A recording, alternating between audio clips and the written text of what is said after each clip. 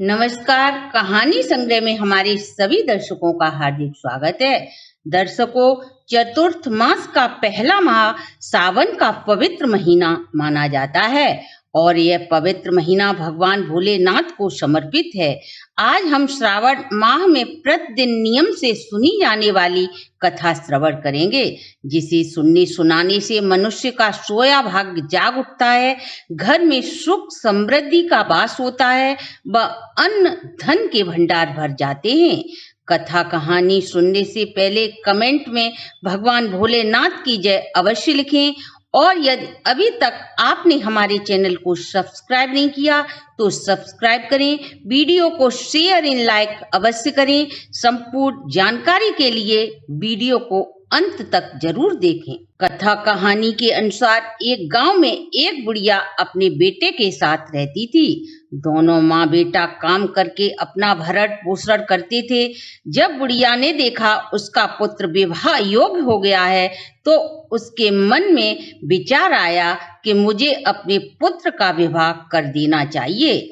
ऐसा विचार कर बुढ़िया ने अपने बेटे का विवाह एक संस्कारी कन्या के साथ कर घर में संस्कारी बहू ले आई। वह नित्य जल्दी उठकर घर की साफ सफाई कर स्नान आदि करके भगवान भोलेनाथ का पूजन कथा करती। भगवान भोलेनाथ की कथा वह घर पर रहकर ही करती। विवाह के कुछ महीनों बाद सावन का पवित्र माह आया। उसके मन में विचार आया कि वह सावन के पवित्र महीने में मंदिर जाकर भगवान शिवलिंग पर जलाभिषेक करे। उसने यह अपने मन की बात अपनी सास को बताई। माँ, सावन का पवित्र माह शुरू हो गया है। मैं मंदिर जाकर भगवान शिव का जलाभिषेक करना चाहती हूँ। यदि आपकी आज्ञा हो तो मैं यह शुभ कार्य शुरू कर दूं। तब बुढ़िया ने अपनी बहू से कहा, मंदिर जाने से काफी समय बर्बाद हो जाएगा, अतः इतनी देर में तुम घर के सारे कार्य पूरे कर लोगी। सास की आज्ञा न मिलने पर बहू काफी उदास हो गई। उदास मन घर के सारे कार्यों में लग गई। उस दिन बहू ने अन्न जल ग्रहण किए बिना ही घर के समस्त कार्य करती रही। अगली सुबह बहू जल्दी उठी और कुएं से जल भरने गई। उसने देखा गांव की लड़कियां थाली सजाकर कहीं जा रही थी। बहू ने उनसे पूछा, बहन आप सब कहाँ जा रही हो? तब सब बोली, सावन का पवित्र महीना शुरू हो गया है, अतः हम सब मंदिर में पूजा करने जा रही हैं। यह सुनकर बहू उदास हो गई। लड़कियों ने पूछा, आप हमारी बात सुनकर उदास क्यों हो गईं? क्या आपको पूजा पाठ करना अच्छा नहीं लगता? तब बहू बोली, भगवान शिव मेरे आराध्य देव हैं, लेकिन मेरी सास मुझे मंदिर नहीं जाने देती। तब वह लड़कियां बोली, तुम पानी भरने कल आना और यहीं से मंदिर में पूजा पाठ कर घर लौट जाना। तब बहू बोली, मेरे पास पूजा की सामग्री नहीं है। यदि मैं घर से लेकर आऊंगी तो मेरी सास को पता चल जाएगा। तब लड़कियां बोली, कोई बात नहीं, आप हमारी पूजा सामग्री से ही पूजा कर लेना। अब तो बहू बहुत खुश हो गई। वह प्रतिदिन मंदिर जाती, वहां पर वह शिवलिंग का जलाभिषेक करती और भगवान भोलेनाथ से प्रार्थना करती कि मैंने इस बात को अपनी सास से छुपाया है, प्रभु इस झूठ के लिए मुझे क्षमा कर देना। ऐसे ही पूजा करते करते पूरा सावन का महीना बीत गया। जब सावन का अंतिम दिन आया तो बहू ने सोचा, पूरा महीना तो मैंने उन लड़कियों की पूजा सामग्री से पूजा की, आज अंतिम दिन मुझे भी कुछ भगवान भोलेनाथ को समर्पित करना चाहिए। ऐसा सोचकर उसने अपने नाक की नथ उतारी और उसे गंगा जल में धोकर भगवान शिव को अर्पित कर दी। अब बहू घर आ गई और सास से नजरें बचाती इधर उधर घूमने लगी। उसे डर था कि जब सास उसकी नाक में नथ नहीं देखेगी तो अवश्य उनसे पूछेगी। यही सोचते सोचते दोपहर हो गई। अचानक सास की नजर बहू की नाक पर पड़ी और नथ न होने के विषय में पूछा।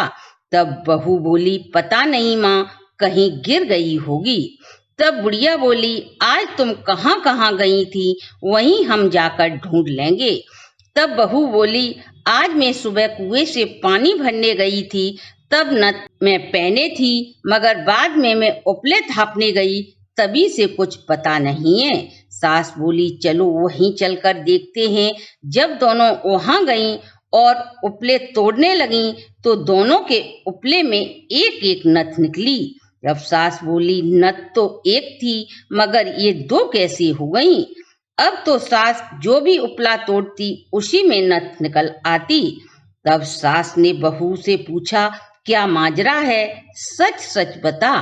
तब बहू ने सास को सही बात बताई और कहा, यह सब भगवान भोलेनाथ का करिश्मा है।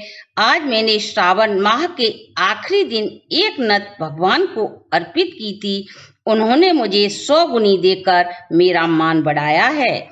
सास बहू की बात को सुनकर बहुत खुश हुई और कहा, श्रावण माह में स्नान दान जब तब इतना महत्वपूर्ण है, तो अगली बार हम दोनों मिलकर शिवलिंग पर जलाभिषेक करेंगे। अगला वर्ष सावन का आते ही दोनों सास बहू ने सावन स्नान और शिवलिंग पर जलाभिषेक कर जप तप किया और कथा कहती और सुनाती। रोज नहा धोकर नियम पूर्वक भगवान भोलेनाथ की पूजा करती। भगवान भोलेनाथ की कृपा से बुढ़िया के घर में अन्न धन के भंडार भर गए और उसे एक सुंदर पोते की प्राप्ति हुई। भगवान भोलेनाथ ने उसकी सभी मनोकामनाएं पूर्ण की। दर्शकों, आप आपके परिवार पर भी ऐसी ही कृपा हमेशा भगवान भोलेनाथ की बनी रहे। इसी शुभकामना के साथ आज की वीडियो को हम यहीं विश्राम देते हैं। अगर आपको हमारी ये कथा अच्छी लगी हो तो कमेंट में हर हर महादेव या भोलेनाथ की जय अवश्य लिखें। और यदि अभी तक आपने हमारे चैनल को सब्सक्राइब नहीं किया तो सब्सक्राइब करें, बेल आइकन को प्रेस करें, जिससे हमारी नई वीडियो की जानकारी सबसे पहले आपको प्राप्त हो सके।